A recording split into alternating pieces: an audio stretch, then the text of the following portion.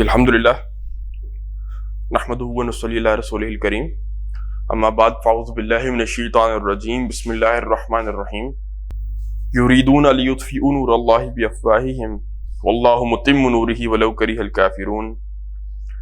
هو الذی ارسل رسولہ بالہدی ودین الحق لیظہرہ علی الدین کلہ ولو کرہ المشرکون یا ایہا الذین آمنوا هل ادلکم علی تجارۃ تنجیکم من عذاب علیم تؤمنون باللہ ورسولہ وتجاہدون فی سبیل اللہ باموالکم وانفسکم ذالکم خیر لکم ان کنتم تعلمون یغفر لکم ذنوبکم ویدخلکم جنات تجری من تحتها الانہار ومساکن طیبۃ فی جنات عدن ذالک الفوز العظیم واخری تحبونها نصر من اللہ وفتح قریب وبشر المؤمنین یا ایہا الذین آمنوا کونوا انصار اللہ کما قال عیسی ابن مریم للحواریین من انصاری الی اللہ قال الحواریون نحن انصار اللہ فآمنت طائفة من بنی اسرائیل وکفرت طائفة فأیدنا الذین آمنوا علی عدوهم فاصبحوا ظاہرین رب اشرح لي صدري ويسر لي امري واحلل عقدة من لساني يفقهوا قولي اللهم الهمنا رشدنا واعذنا من شرور انفسنا اللهم ارنا الحق حقا وارزقنا اتباعه وارنا الباطل باطلا وارزقنا اجتنابه آمین یا رب العالمین۔ سورۃ الصف کا جو پہلا رکوع تھا اس کا تو ہم نے ترجمہ اور کچھ تشریح مکمل کر لی تھی، اسی کی آخری دو آیات ہیں، انہی سے اب سلسلہ کلام اپنا آگے لے کر چل رہے ہیں۔ فرمایا کہ یریدون لیطفئوا نور اللہ بافواہہم، بنی اسرائیل کے تذکرے کے بعد کہ یہ جو یہودی ہیں یہ تلے ہوئے ہیں کہ اللہ کے نور کو اپنے منہ کی پھونکوں سے بجھا دیں،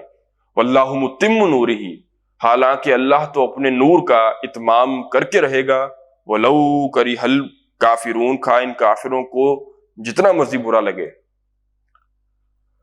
هو الذی ارسل رسولہ، پھر یہ قرآن مجید کی اگلی آیت ہے جس کے بارے میں یہ بیان کر دیا گیا تھا کہ قرآن مجید کی وہ آیت ہے کہ اگر اس کو نہ سمجھا جائے تو نہ صرف یہ کہ آپ کو یہ صورت سمجھ میں نہیں آئے گی، آپ کو قرآن مجید کی سمجھ میں نہیں آئے گی، اور آپ کو محمد رسول اللہ صلی اللہ علیہ وسلم کی جو سیرت طیبہ ہے وہ سمجھ میں نہیں آ سکے گی، آپ کو تضاد نظر آئیں گے۔ وہی محمد عربی ہیں صلی اللہ علیہ وسلم اور وہی صحابہ ہیں جن کی مکے کے اندر روش کیا ہے، کفوا ایدیکم، اپنے ہاتھوں کو باندھ کر رکھو، ہاتھ نہیں اٹھانے، کوئی چمڑی اتار دے، مارے، برا بھلا کہے، برداشت کرو، مارے کھاؤ، نو ریزنگ آف ہینڈز۔ لیکن وہی محمد عربی ہیں صلی اللہ علیہ وسلم اور وہی صحابہ ہیں، ہم نے مدینے میں دیکھتے ہیں کہ ہاتھوں میں تلواریں ہیں اور گردنیں بھی کافروں کی اتاری جا رہی ہیں۔ تو یہ تضاد ہے، بظاہر ایک بہت بڑا تضاد ہے اگر آپ اس کو حل نہ کر سکیں، اور واقعہ یہ ہے کہ آپ اس کو نہیں سمجھ سکتے جب تک آپ کو یہ آیت سمجھ میں نہ آئے۔ اور بات کو مزید اگر آسان کر لیا جائے کہ اگر آپ کو محمد رسول اللہ صلی اللہ علیہ وسلم کی زندگی کا مقصد سمجھ میں نہیں آیا تو بس آپ کے لیے سیرت بھی ایک کہانی ہے، قرآن مجید بھی جو کافر کہا کرتے تھے کہ اساطیر الاولین، یہ پچھلوں کی داستانیں ہیں، آپ کو قرآن مجید بھی بس پچھلوں کی داستانیں محسوس ہوں گی۔ یہ آیت کیا ہے، اس کی اہمیت ہے کہ اس کو سمجھیں گے تو قرآن اور احادیث سمجھ میں آئیں گی اور سیرت نبوی صلی اللہ علیہ وسلم سمجھ میں آئے گی۔ اس آیت کے اندر رسول اللہ صلی اللہ علیہ وسلم کا جو مقصد بعثت ہے وہ بیان کیا گیا ہے، اور بقول شیخ ولی اللہ دہلوی رحمہ اللہ کے جو 12ویں صدی ہجری کے مجدد ہیں، یہ قرآن مجید کا عمود ہے، آیت مرکزی موضوع ہے قرآن کا اور دین کا۔ فرمایا هو الذی ارسل رسولہ بالہدی ودین الحق، وہی ہے اللہ جس نے بھیجا اپنے رسول کو صلی اللہ علیہ وسلم دو چیزیں دے کر، نمبر 1 الہدا دے کر اور نمبر 2 دین حق دے کر بھیجا۔ الہدا سے مراد کیا ہے؟ ہدایت، گائیڈنس، مکمل ہدایت، الہدا کامل ہدایت دے کر بھیجا، اور وہ کامل ہدایت کیا ہے؟ وہ یہ قرآن مجید ہے۔ وہ دین الحق، اور سچا دین دے کر بھیجا، سچا نظام زندگی دے کر بھیجا، جس کو آپ اسلام کے نام سے جانتے ہیں، ایک سوشیو پولیٹیکل اکنامک سسٹم ہے مکمل۔ اسلام نہ تو صرف عبادات کا نام ہے، اگرچہ اس میں عبادات بھی ہیں، نہ تو اسلام صرف رسومات کا نام ہے، اگرچہ اسلام میں رسومات بھی ہیں۔ بچہ پیدا ہوگا تو اس کے ساتھ کیا کیا جائے گا، نکاح کا معاملہ ہے تو کیسے ہوگا، کسی کا انتقال ہوتا ہے، تدفین ہے تو کیا معاملہ کیا جائے گا، جو اسلام میں رسومات بھی ہیں، لیکن اسلام صرف رسومات کا نام بھی نہیں ہے، تو ایک مکمل نظام زندگی ہے۔ تو اللہ تعالیٰ نے اپنے رسول کو بھیجا، رسولہ دو چیزیں دے کر، نمبر ایک بالہدا، ہدایت دے کر، ودین الحق، اور سچا نظام زندگی دے کر بھیجا۔ مقصد کیا تھا یہ بھیجنے کا؟ یوں تو تمام انبیاء اور رسول 1,24,000 کم و بیش کی تعداد کیوں بھیجی گئی؟ انسانوں کی نسو خیر خواہی کے لیے۔ تو یہ مقصد تو یقیناً حضور صلی اللہ علیہ وسلم کا بھی تھا۔ فرمایا گیا کہ الدین النصیحہ، دین خیر خواہی کا نام ہے۔ قیل لمن یا رسول اللہ، پوچھا گیا اللہ کے نبی صلی اللہ علیہ وسلم کس کے ساتھ خیر خواہی؟ قال للہ ولرسولہ ولکتابہ ولأئمۃ المسلمین وعامتہم، یہ دین خیر خواہی ہے اللہ کے ساتھ، اس کے رسول کے ساتھ، اللہ کی کتابوں کے ساتھ، اور تمام مسلمانوں کے جو ائمہ ہیں اور تمام عام مسلمان کے ساتھ۔ لیکن یہ ایک عام مقصد تھا، یہ کام رسول اللہ صلی اللہ علیہ وسلم نے بھی کیا اور باقی انبیاء نے بھی کیا، لیکن ایک اس سے بھی اعلیٰ اور اونچا مقصد تھا رسول اللہ صلی اللہ علیہ وسلم کا، جو اصل ان کی افضلیت ہے، کہ وہ کیا تھا؟ لیظہرہ علی الدین کلہ، کہ اللہ نے اپنے بندے کو یہ نظام زندگی دے کر بھیجا تاکہ دنیا کے تمام نظام ہائے زندگیوں پر، تمام سوشل سسٹمز پر اسلام کو غالب کر دیں، ڈومینیٹ کر دیں۔ وَلَوْ كَرِهَ الْمُشْرِكُونَ، کافروں، ان مشرکوں کو، اللہ کے انکاریوں کو، دوسرے، اچھا مشرک کا لفظ ہے، اس پر غور کیجئے گا۔ مشرک وہ نہیں ہے کہ جو اللہ کو نہیں مانتا، مشرک وہ ہے جو اللہ کی مانتا نہیں ہے۔ جو عرب تھے، کفار عرب تھے، مشرکین عرب تھے، صحیح طرح الفاظ میں قریش جنہیں آپ کہتے ہیں، ایک بڑا خاندان تھا ان میں سے، وہ سب اللہ کو مانتے تھے، اللہ کا نام لے کر دعائیں کرتے تھے، لیکن شرک کرتے تھے۔ اور قرآن میں بار بار اس بات کو بیان کیا گیا ہے، وَلَئِن سَأَلْتَهُم مَّنْ خَلَقَ السَّمَاوَاتِ وَالْأَرْضَ لَيَقُولُنَّ اللَّهُ، اگر ان سے تم پوچھو کہ آسمان اور زمین کو کس نے پیدا کیا تو کہیں گے بالکل اللہ نے کیا، لیکن اللہ کے سوا دوسروں کو معبود بناتے تھے، یہ مشرک تھے۔ تو مشرک نہیں چاہیں گے کبھی بھی کہ اللہ کا دیا ہوا نظام دنیا کے اندر قائم ہو جائے۔ تو وَلَوْ كَرِهَ الْمُشْرِكُونَ، خواہ مشرکوں کو جتنا مرضی ناگوار گزرے، اسلام غالب ہونے کے لیے آیا تھا، محمد رسول اللہ صلی اللہ علیہ وسلم کو یہ دین کے غلبے کے لیے دیا گیا تھا، اور یہ غالب ہو کر رہے گا، اس کے اندر تو کوئی دو رائے ہو نہیں سکتی۔ پھر فرمایا یا ایھا الذین آمنوا، اب وہی بات کہ بنی اسرائیل کے دونوں اول و آخر انبیاء اور بلکہ رسولوں کا تذکرہ کرنے کے بعد محمد رسول اللہ صلی اللہ علیہ وسلم کا تذکرہ آ گیا کہ ان کو بھی اسی مقصد کے لیے بھیجا ہے اللہ تعالیٰ نے، اور خاص طور پر اس مقصد کے لیے بھیجا۔ اب وہ کام ہم نے کیسے کرنا ہے، اس کی دعوت یہاں سے شروع ہو رہی ہے کہ یا ایھا الذین آمنوا، اے ایمان کے دعوے دارو، اے وہ لوگوں کہ جو ایمان کا دعویٰ رکھتے ہیں، جو کہتے ہیں کہ ہم مسلمان ہیں، ہم مومن ہیں، هل ادلکم علی تجارۃ تنجیکم من عذاب علیم، کیا میں تمہیں بتلاؤں ایک ایسی تجارت جو تمہیں دردناک عذاب سے نجات دے دے؟ وہ تجارت کیا ہے؟ بلکہ اس سے بھی پہلے رک کر آپ کو پتا ہونا چاہیے تجارت ہوتی کیا ہے۔ تجارت پچھلے دور میں تو بارٹر سسٹم تھا، کچھ دیا جا رہا ہے اور اس کے بدلے میں کچھ لیا جا رہا ہے، اناج لیا جا رہا ہے، اجناس لی جا رہی ہیں تو اجناس دی جا رہی ہیں بدلے میں۔ تو ایک ایسی تجارت بتاؤں جو تمہیں دردناک عذاب سے نجات دے دے، گویا کہ یہ تجارت تم کر لو، یہ سودا کر لو، یہ لین دین کر لو گے اللہ کے ساتھ، ہمارے ساتھ، تو تم دردناک عذاب سے بچ جاؤ گے۔ اور لازمی اس کا دوسرا نتیجہ کیا ہے کہ اگر یہ تجارت تم نہیں کرتے تو دردناک عذاب سے نہیں بچو گے۔ اب وہ تجارت کیا ہے؟ تؤمنون باللہ ورسولہ، کہ تم ایمان لاؤ اللہ پر اور اس کے رسول پر، وتجاہدون فی سبیل اللہ باموالکم وانفسکم، اور جہاد کرو اللہ کے راستے میں اپنے مال کے ساتھ اور اپنی جانوں کے ساتھ۔ اب یہاں غور کرنے کی بات ہے کہ ابھی بات ہوئی شروع کہاں سے کہ یا ایھا الذین آمنوا، اے ایمان والو، اے ایمان کے دعوے دارو۔ تو ایمان والوں سے کہا جا رہا ہے کہ ایمان لاؤ اللہ اور اس کے رسول کے اوپر، تو بظاہر تو عجیب بات بھی ہے اور محمل بھی محسوس ہوتی ہے، بے معنی بھی محسوس ہوتی ہے، لیکن یہ وہی اسلوب ہے بالکل کہ یا ایھا الذین آمنوا آمنوا باللہ ورسولہ، اے ایمان کے دعوے دارو، ایمان لاؤ اللہ اور اس کے رسول کے اوپر۔ مراد کیا ہے کہ صرف زبانی کلامی دعویٰ کرنے سے مومن نہیں ہو جاؤ گے، حقیقی ایمان اپنے اندر پیدا کرو۔ اگر آپ کے ذہن میں وہ تقسیم نہیں ہے، فرق نہیں ہے، اقرار باللسان ایک بس زبانی قولی ایمان ہے، زبان سے کہہ دیا ہے، قانونی ایمان ہے، اور ایک حقیقی ایمان ہے، دل میں آپ کے وہ برننگ فیتھ ہو کہ یہ کلام سچا ہے، یہ اللہ کا کلام ہے، یہ جبریل لے کر آئے ہیں اور محمد عربی صلی اللہ علیہ وسلم کے قلب پر نازل کیا ہے، یہ حقیقی ایمان جب تک نہیں ہے تو پھر آپ مومن نہیں ہو سکتے۔ جہاں سے یہ صورت شروع ہو رہی تھی کہ لما تقولون ما لا تفعلون، تم کہتے کیوں ہو جو کرتے نہیں ہو۔ تو کیا ایسی تجارت بتاؤں تو تمہیں دردناک عذاب سے نجات دے دے؟ وہ کیا ہے کہ تم ایمان لاؤ اللہ پر، اس کے رسول کے اوپر، اور جہاد کرو فی سبیل اللہ باموالکم وانفسکم، اللہ کے راستے میں جہاد کرو اپنے مالوں کے ساتھ اور اپنی جانوں کے ساتھ۔ یاد رکھیے گا قرآن میں جب بھی جہاد مال اور جان کے ساتھ تذکرہ آئے گا تو ہمیشہ پہلے بھی اموالکم مال کا تذکرہ آئے گا اور بعد میں ہمیشہ جان کا تذکرہ آئے گا۔ کیوں کہ جان دینا یہ تو کسی کسی کو خوش نصیبی حاصل ہوتی ہے کہ اللہ کے راستے کے اندر اس کی جو ہڈیاں ٹوٹیں اور اس کا خون بہے، لیکن مال خرچ کرنا یہ اس سے کم درجے کی قربانی ہے، اور اس مرحلے سے پہلے یہ قربانی آتی ہے کہ مال ہر بندہ اس پہ استطاعت اپنا خرچ کرے۔ اگر کوئی مال خرچ کرنے کو تیار نہیں ہے تو کیسے اس سے توقع کی جا سکتی ہے کہ وہ اپنی ضرورت آنے پر جان اللہ کے راستے میں دے گا؟ تو اپنا مال بھی لگاؤ اللہ کے راستے میں اور اپنی جان بھی لگاؤ اللہ کے راستے کے اندر۔ اور اسی پر وہ حدیث بھی رسول اللہ صلی اللہ علیہ وسلم کی ذہن میں آ رہی ہے کہ حضور فرماتے ہیں لَوَدِدْتُ أَنْ أُقْتَلَ فِي سَبِيلِ اللَّهِ ثُمَّ أُحْيَا ثُمَّ أُقْتَلَ ثُمَّ أُحْيَا، میرا بڑا جی چاہتا ہے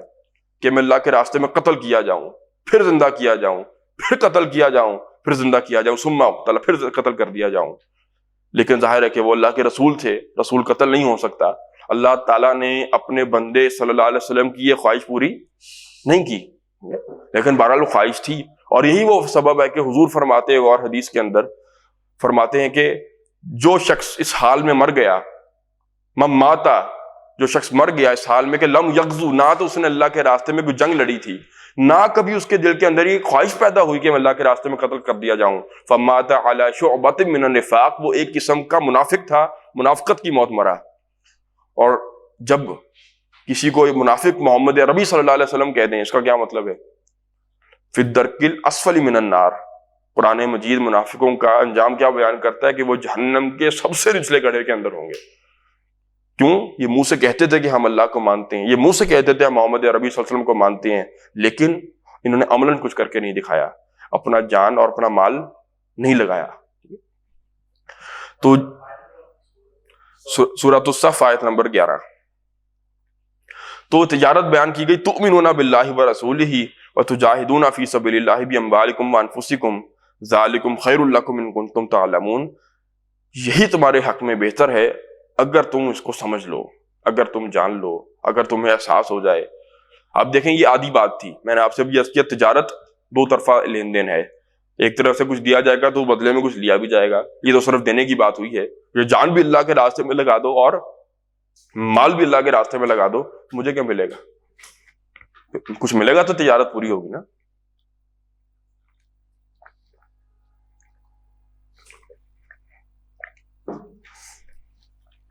اصل میں یہ تصورات ہم جب دین کے سنتے ہیں تو کئی دفعہ بڑا عجیب بھی لگتا ہے کہ دین جان مانگتا ہے، دین وقت مانگتا ہے، دین قربانی مانگتا ہے۔ حالانکہ ہم میں سے شاید ہی کوئی شخص ایسا ہوگا جس نے کچھ شعوری عمر کے اندر ایک سال بھی گزار دیا ہو، ایک سال تو بہت زیادہ ہوتا ہے، ایک مہینہ ایسا گزار دیا ہو اور اس نے قربانی کوئی نہ دی ہو۔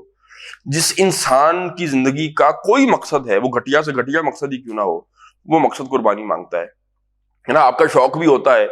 محبتیں بھی دنیاوی چیزوں سے ہوتی ہیں، انسان ان کے لیے بھی قربانی دیتا ہے، ان کے لیے بھی اپنا وقت صرف کرتا ہے۔ اور واقعہ یہ ہے کہ جب انسان کو کسی چیز سے محبت واقعتاً ہو، اور کسی شخصیت سے اور ذات سے محبت ہو اگر، یا کسی مقصد سے محبت ہو، تو انسان اس مقصد کے لیے اپنے آپ کو قربان کرنا سعادت محسوس کرتا ہے، خوش قسمت ہی سمجھتا ہے۔ وہ جگر کا بڑا پیارا شعر ہے کہ جان ہی دے دی جگر نے آج پائے یار پر، عمر بھر کی بے قراری کو قرار آ ہی گیا، پائے یار محبوب کے قدم، ٹھیک ہے کہ جان ہی دے دی جگر نے آج پائے یار پر، کہ جان نکلے محبوب کے قدموں میں، اس سے بڑی خوشی کی بات کیا ہو سکتی ہے کہ جس سے آپ واقعتاً محبت کرتے تھے، وہ جو نصب العین تھا۔ اور پھر اہل ایمان کی صفت قرآن کیا بیان کرتا ہے؟ والذین آمنوا اشد حبا للہ، جو واقعتاً ایمان رکھتے ہیں اپنے سینوں کے اندر، وہ تو سب سے شدید محبت اللہ کی دلوں میں رکھتے ہیں۔ جو واقعتاً مومن ہیں شدید ترین محبت اللہ سے کرتے ہیں، تو ان کے لیے تو اس سے بڑی اعزاز کی بات کوئی نہیں ہو سکتی کہ اللہ کے راستے میں ان کی جان جو ہے وہ نکلے۔ اگر تم یہ کام کرو گے، اللہ کے راستے میں اپنی مال اور اپنی جانوں کے ساتھ جہاد کرو گے، تو بدلے میں تمہیں کیا ملے گا؟ پہلی چیز، یغفر لکم ذنوبکم، اللہ تمہارے سارے گناہوں کو بخش دے گا۔ پتہ چلا کہ جو دین کا کام کرتے ہیں وہ کوئی فرشتے نہیں ہوتے، گناہ ہوتے ہیں ان کے بھی، لیکن کیا کرے گا اللہ؟ یغفر لکم ذنوبکم، تمہارے سارے گناہوں کو بخش دے گا، وَيُدْخِلْكُمْ جَنَّاتٍ تَجْرِی مِن تَحْتِهَا الْأَنْہَارُ، اور تمہیں ان باغات میں داخل کرے گا کہ جن کے دامن میں ندیاں بہتی ہوں گی۔ اب بظاہر تو یہ مغفرت کا لفظ کوئی خاص اہمیت کا حامل نہیں ہماری پریکٹیکل لائف کے اندر ہمارے لیے، ٹو بی ویری آنیسٹ۔ کیوں؟ کیونکہ ہمارے سامنے سے آخرت کا تصور جو ہے وہ بالکل اوجھل ہے، ہمارے ذہنوں میں سے تصور ختم کر دیا گیا ہے، نکال دیا گیا ہے کہ مرنے کے بعد بھی زندگی ہے، اور اصل زندگی وہ ہے، یہ نہیں ہے۔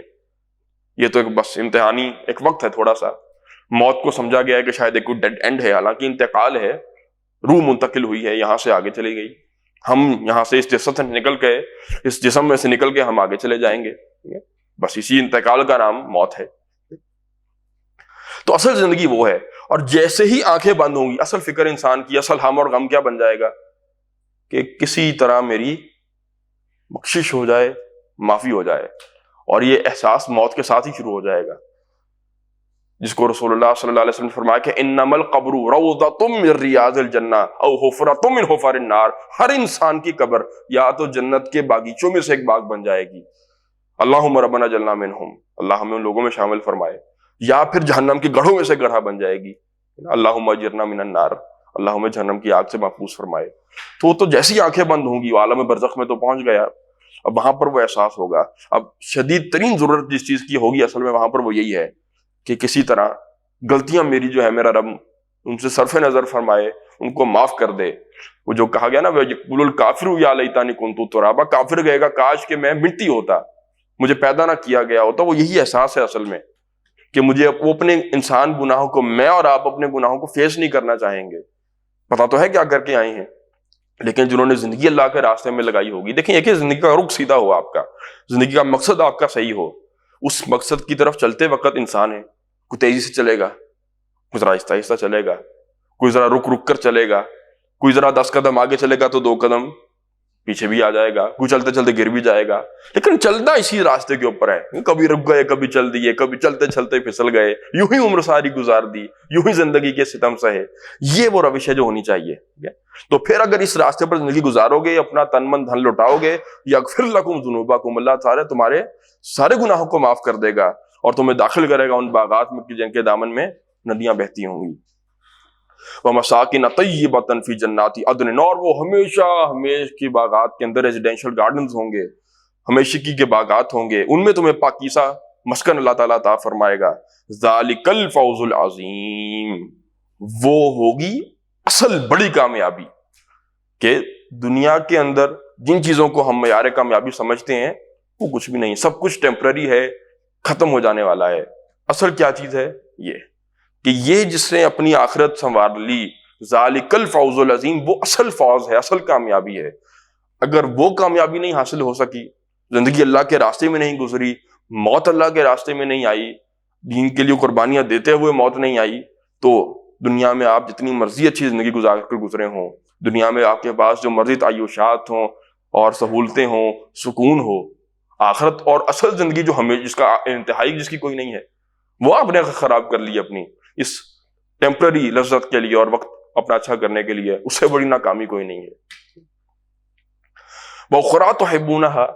جو انسان اپنا تن من دھن اللہ کے دین کے لیے لگا دے تو آخر بہرحال دل میں آتا ہے کہ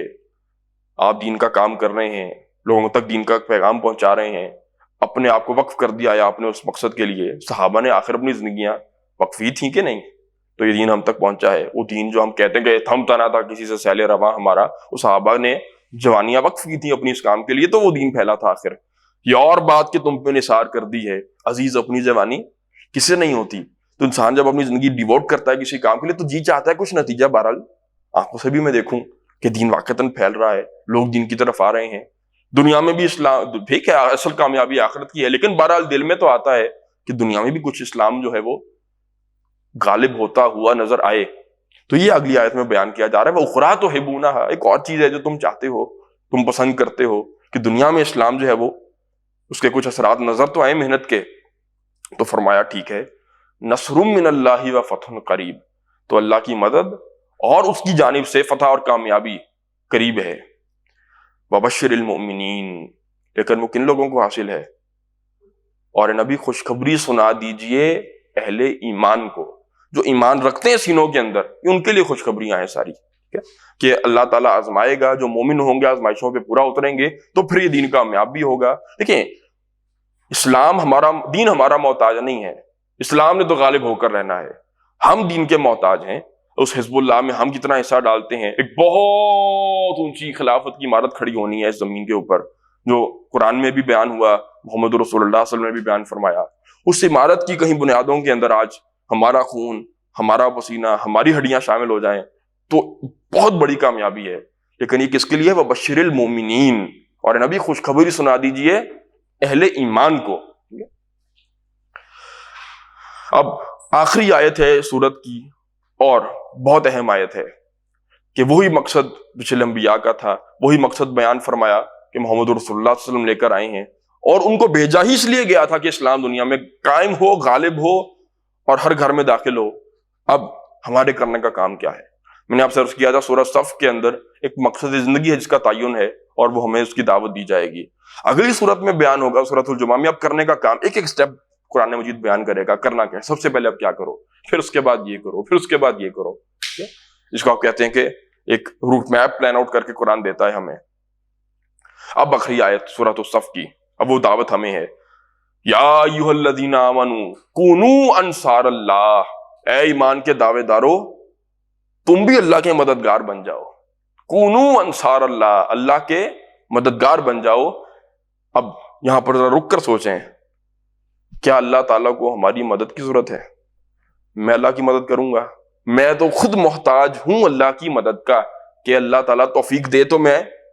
اس کے دین کا کوئی کام بھی کر سکوں، یا اس کی آگے گردن ہی جھکا سکوں اپنی۔ تو میں اللہ کی کیا، قرآن کہہ رہا ہے اللہ کے مددگار بن جاؤ۔ آگے چل کر ہم انشاءاللہ پڑھیں گے مصحف کی ترتیب میں، تو پیچھے سورۃ الحدید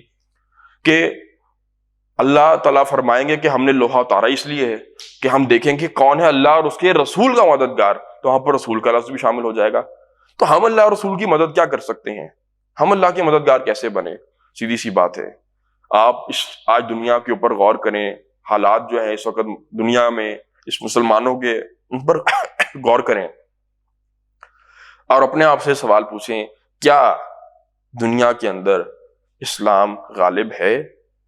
یا مغلوب ہے؟ تو ہر وہ بندہ جو سمجھ رکھتا ہو، کوئی بصیرت رکھتا ہو، نظر رکھتا ہو،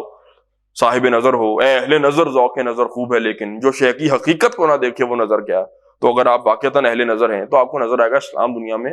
مغلوب ہے، مسلمان مارے کھا رہے ہیں، ذلیل ہو رہے ہیں ہر جگہ پر۔ تو اللہ کو میری مدد کی ضرورت نہیں ہے، لیکن کیا اسلام کو میری مدد کی ضرورت ہے؟ اس کا کوئی اور جواب نہیں ہو سکتا سوائے اس کے کہ ہاں، اس دین کو میری ضرورت ہے، ہماری ضرورت ہے، ایسے لوگوں کی ضرورت ہے کہ جو اللہ سے محبت کرنے والے ہوں، اور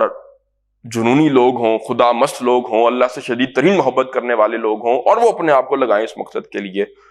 ان کو اصل میں مخاطب کیا جا رہا ہے کہ اے ایمان والو، اب جو واقعتاً ایمان رکھتا ہے سینوں کے اندر، کونوا انصار اللہ، تم اپنی زندگی کا مقصد ماتھے کے اوپر لکھ لو کہ اللہ کے مددگار بن جاؤ۔ اور یہ تم نے اکیلے نے نہیں کام صرف کیا، تاریخ میں تم سے پہلے بھی لوگوں نے کیا ہے۔ کما قال عیسی ابن مریم للحواریین من انصاری اللہ،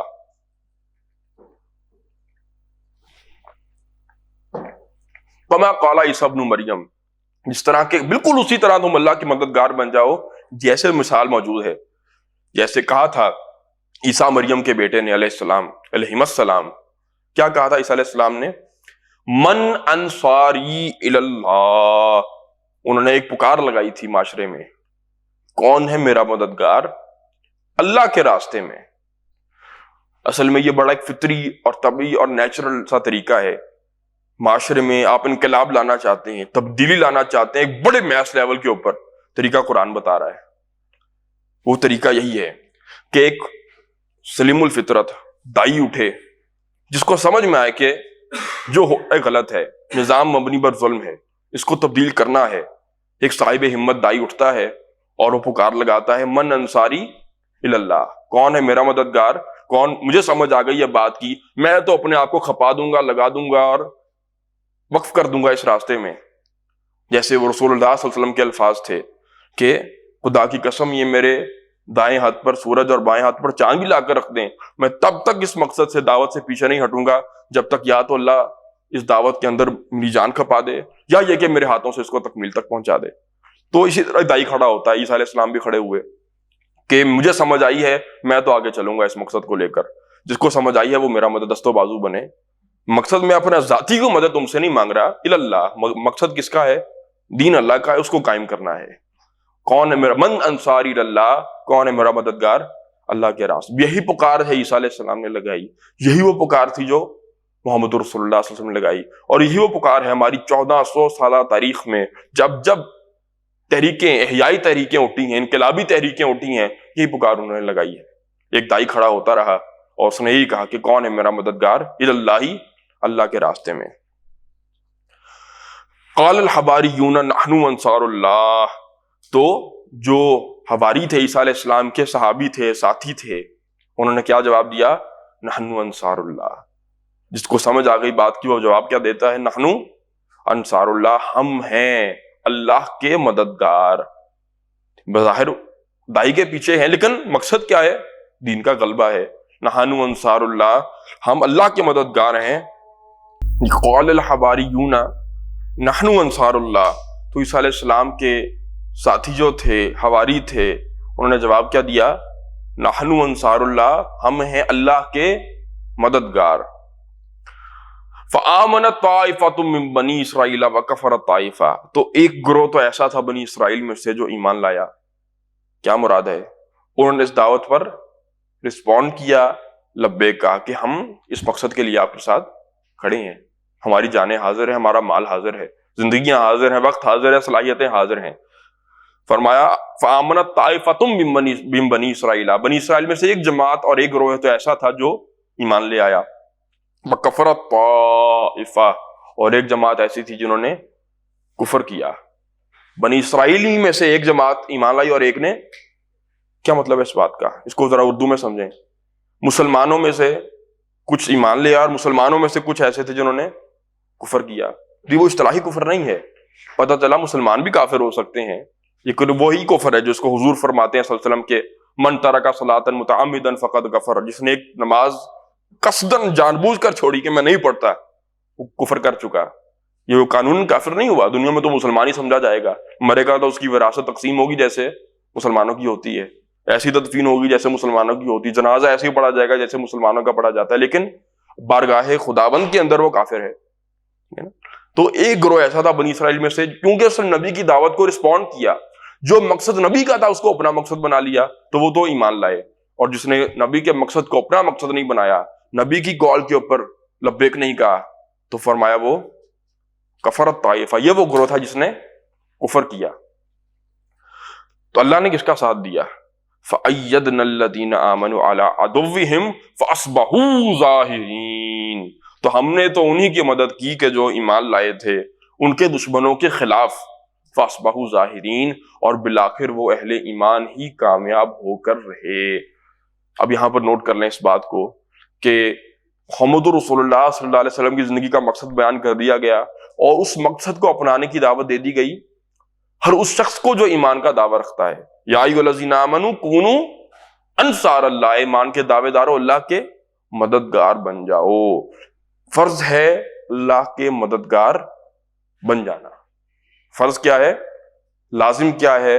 واجب کیا ہے؟ کہ ہم اللہ کے دین کے، اللہ اور اس کے رسول، مقصد اللہ کا ہے، دین اللہ کا ہے، مشن محمد عربی صلی اللہ علیہ وسلم کا تھا، تو اگر ان سے واقعتاً محبت ہے تو اس کا تقاضا کیا ہے کہ ہم ان کے حضور کے مقصد صلی اللہ علیہ وسلم کو اپنی زندگی کا مقصد ڈکلیئر کریں کہ میرا کانشیسلی مقصد یہی ہے جو محمد رسول اللہ صلی اللہ علیہ وسلم کا تھا۔ وہ کیا ہے؟ اظہار دین حق، اللہ کے دین کا دنیا میں غلبہ۔ اب جب یہ مقصد بنا لیا، اب اگلی صورت میں انشاءاللہ ہم آگے تو چلیں گے کہ اس کام کو کرنا کیسے ہے، لیکن اس کو بات کو میں چاہتا ہوں آج ہم کنکلوڈ کر لیں کہ بظاہر یہ بات جتنی مرضی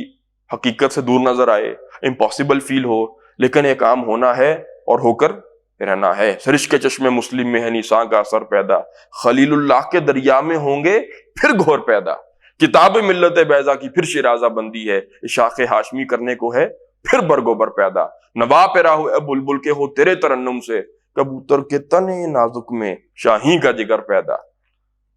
ہزاروں سال نرگس اپنی بے نوری پہ روتی ہے، بڑی مشکل سے ہوتا ہے چمن میں دیدہ ور پیدا۔ تو وہ دیدہ ور پیدا ہوں گے، اللہ تعالیٰ نے اس دین کا کام کرنا ہے، دین کو غالب کرنا ہے، اور اللہ وہ لوگ پیدا کرے گا جو بھری الفاظ وہی بول رہا ہوں، جو اللہ سے محبت کرنے والے ہوں گے، جو جنونی لوگ ہوں گے، جو خدا مست لوگ ہوں گے، وہ آئیں گے، اٹھیں گے، اللہ اٹھائے گا، وہ اپنے آپ کو وقف کریں گے، کھپائیں گے، اپنی ساری صلاحیتوں کو لٹا دیں گے، نثار کر دیں گے اللہ کے دین کے لیے، اور ایک کام ہو کر رہنا ہے۔ اس کے اندر کوئی دو رائے جو مسلمان ہے اس کے سینے میں کم از کم شک نہیں ہونا چاہیے۔ ہاں، ہم کیا اس میں رول پلے کرتے ہیں، جو سورہ محمد صلی اللہ علیہ وسلم کی آخری آیت ہے، کنکلیوڈ ہو رہی ہے وہ صورت یہاں پر، ان تتولوا یستبدل قوما غیرکم، اگر تم منہ پھیر لیتے ہو اپنی ذمہ داری سے تو فرمایا یستبدل قوما غیرکم، اللہ تمہیں ریپلیس کر دے گا اور تمہاری جگہ پر ایک ایسی قوم لے آئے گا کہ غیرکم، دل بھی ان لائک، وہ تمہارے جیسے نہیں ہوں گے، پھر وہ اس دین کا کام کرنے والے ہوں گے، جس کو سورہ مائدہ میں فرمایا لا یخافون لومۃ لائم، وہ کسی ملامت کرنے والے کی ملامت سے نہیں گھبرائیں گے، وہ تو ڈٹ کر پھر اللہ کا نام بھی لیں گے، اس دین کا نام بھی لیں گے، اور اس دین کا علم پکڑ کر اس کو دنیا میں پھیلانے کے لیے ایفرٹ بھی کریں گے۔ اب ہمارے غور کرنے کی، سوچنے کی، سمجھنے کی بات اصل میں یہ ہے کہ ہم کہاں پر کھڑے ہیں، ہمارا اللہ سے کیا تعلق ہے، ہم جس نبی کا نام لیتے ہیں ہمارا محمد رسول اللہ صلی اللہ علیہ وسلم کے ساتھ عملاً کیا تعلق ہے، میری زندگی کے اندر ان کی پریکٹیکلی کیا حیثیت میں نے مانی ہے، وہ ہمارے عمل سے پتہ چلے گا، وہ زبانی دعوے کرنے سے نہیں ہوگا، ٹھیک ہے؟ اور اس محبت کا بھی اصل تقاضا یہی ہے، اگر وہ سینوں میں ہے، یوں تو ہر مسلمان دعویٰ رکھتا ہے حضور سے محبت اور عشق کا، اور نہیں رکھے گا تو بہرحال اس کا ایمانی مخدوش ہے، تو دعویٰ تو ہو اس کا، لیکن عملاً کہ لما تقولون ما لا تفعلون والی کیفیت نہ ہو جائے، عملاً وہ چیزیں ہوں، ٹھیک ہے؟ وہ بڑا پیارا ایک شعر یاد آ رہا ہے، آگے جاتے جاتے وہ بھی سن لیں آپ، کہ جب انسان کے اندر باقیداً وہ تڑپ اور محبت پیدا ہوتی ہے، پھر انسان قربانی دینے سے پہلے سوچتا نہیں ہے، اس جانے جہاں کو بھی یوں ہی قلب و نظر نے ہنس ہنس کے صدا دی، کبھی رو رو کے پکارا، پورے کیے سب حرف تمنا کے تقاضے، ہر درد کو جالا، ہر ایک غم کو سنوارا، واپس نہیں پھیرا کبھی فرما جنوں کا، اور تنہا نہیں لوٹی کبھی آواز جرس کی، خیریت جاں، راحت تن، صحت دامہ، سب بھول گئی مصلحتیں اہل ہوس کی۔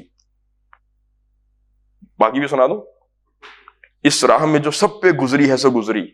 تنہا پسے زندہ کبھی رسوا سرے بازار، کڑکے ہیں بہت شیخ سرے گوشہ ممبر، اور گرجے ہیں بہت اہل حکم بر سرے دربار، چھوڑا نہیں غیروں نے کوئی ناووں کے دشنام،